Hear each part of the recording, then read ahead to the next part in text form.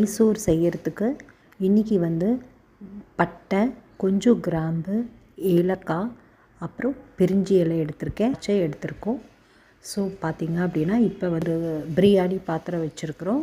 So உங்கள்கிட்ட என்ன பாத்திரம் இருந்தாலும் நீங்கள் அதில் செய்யலாம். இதில் வந்து செஞ்சோன்னா ரொம்ப டேஸ்ட்டாக இருக்கும். குக்கரில் எல்லாம் செய்யாமல் இந்த மாதிரி செஞ்சோன்னா ரொம்ப வந்து பிரியாணி வந்து நல்லா கேரளா ஸ்டைலில் சூப்பராக வந்து இருக்கும். ஸோ இப்போ நல்லா வந்து பாத்திரம் காஞ்சிருச்சு. ஸோ நம்ம வந்து நெய்யை வந்து ஆட் பண்ணிக்கலாம். இப்போ வந்து பார்த்திங்க, பெரிய டம்ளரில் நாங்கள் 6 டம்ளர் அரிசி எடுத்து வச்சுருக்கோம். ஸோ அதுக்கு ஏற்ற மாதிரி நாங்கள் வந்து நெய் போட்டுக்கிறோம். ஸோ இன்றைக்கி பார்த்திங்க அப்படின்னா இதுவே வந்து ஒரு 1/4 லிட்டர் நெய் இருக்கும். ஸோ எண்ணெயெல்லாம் ஆட் பண்ணக்கூடாது. ஸோ நெய் நல்லா உருகன்ஸ். அடுத்தது பார்த்திங்க அப்படின்னா கொஞ்சம் முந்திரியும் திராட்சையும் ஃபஸ்ட்டு இதில் போட்டு நல்லா வந்து வணக்கி எடுத்துக்கலாம். அதை வந்து தனியாக நம்ம எடுத்து வச்சிடணும்.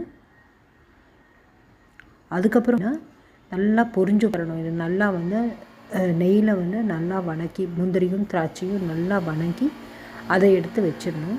அடுத்தது வந்து பெரிய வெங்காயம். ஸோ இன்றைக்கி 6 டம்ளர் அரிசிக்கு அளவாக ஒரு 1/2 கிலோ பெரிய வெங்காயம் வந்து கட் பண்ணி வச்சுருக்கேன். நல்லா நீட்டமாக கட் பண்ணி வச்சுருக்கேன். ஸோ அதையும் வந்து நம்ம வந்து என்ன பண்ணிக்கலாம் அப்படின்னா கட் பண்ணி வணக்கி நல்லா கோல்டன் ப்ரௌன் வர வரைக்கும் நம்ம வந்து ஃப்ரை பண்ணி அதை தனியாக எடுத்து வச்சுக்கணும்.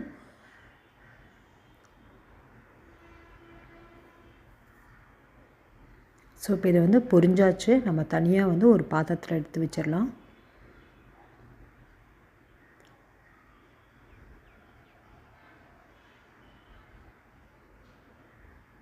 ஸோ இப்போ ஒவ்வொன்றா எடுத்து வச்சுக்கலாம். இப்போ அதே நெய்யில் வந்து நம்ம வந்து ஏலக்காய், பட்டை, கிராம்பு இதெல்லாம் இருக்குது இல்லையா? ஸோ அதெல்லாம் போட்டு நல்லா வணக்கி எடுத்து வச்சுக்கலாம். ஸோ பாருங்கள், நல்லா வந்து நல்லா பொரிஞ்சு வரணும்.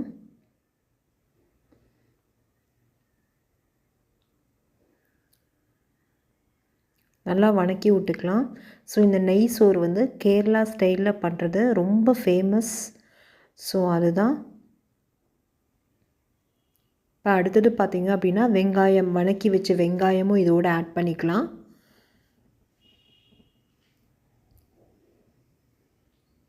ஸோ அதுவும் போட்டு நல்லா ஃப்ரை பண்ணி எடுத்துக்கலாம். இப்போ நல்லா ஒரு கோல்டன் ப்ரௌன் கண்ணாடி பழத்துக்கு வரும்போது நம்ம நல்லா வந்து இருக்கட்டும். ரொம்பவும் நிறையா வந்து கோல்டன் ப்ரௌன் ஆச்சு அப்படின்னா வந்து கலர் மாறிடும்.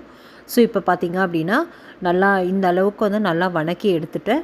ஸோ இப்போ பார்த்திங்க அப்படின்னா 1 டம்ளருக்கு வந்து நான் 3 டம்ளர் தண்ணி ஊற்றுறேன். ஸோ வந்து நம்ம 6 டம்ளருக்கு மொத்தம் வந்து 6 3s 12 டம்ளர் தண்ணி ஊற்றணும்.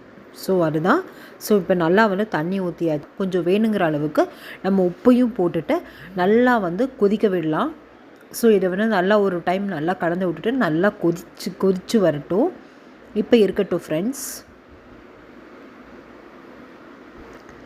ஸோ தண்ணி வந்து நல்லா கொதிச்சிருச்சு. ஸோ இப்போ பார்த்திங்க அப்படின்னா களைஞ்சி வச்ச அரிசியை நம்ம வந்து இதில் ஆட் பண்ணிக்கலாம். நல்லா வாசனையாக இருக்கும். ஏன்னா இது வந்து ஜீரக சம்பா அரிசி அப்படிங்கிறதுனால ஸோ ரொம்ப டேஸ்ட்டாக இருக்கும் இது. ஸோ வந்து நம்ம நல்லா இது வந்து அரிசி எல்லாத்தையும் போட்டுட்டு நல்லா ஒரு பக்கம் நல்லா கலந்து விட்டுட்டு அப்புறம் மூடி வச்சிடலாம். ஸோ இது பார்த்திங்க அப்படின்னா நல்லா வந்து குக் ஆகி வந்தவனே நம்ம கடைசியாக முந்திரி, திராட்சை, ஏலக்காய் போட்டு இறக்கிடலாம் ஃப்ரெண்ட்ஸ். ஸோ அதுதான். ஸோ கமன்னு இருக்கும் இந்த சாப்பாடு பார்த்திங்கன்னா. ஏன்னா நெய், நம்ம வெங்காயம், அப்புறம் ஜீரக சம்பா, ஸோ இதெல்லாம் போட்டு நம்ம செய்கிறதுனால அவ்வளோ டேஸ்ட்டாக இருக்கும்.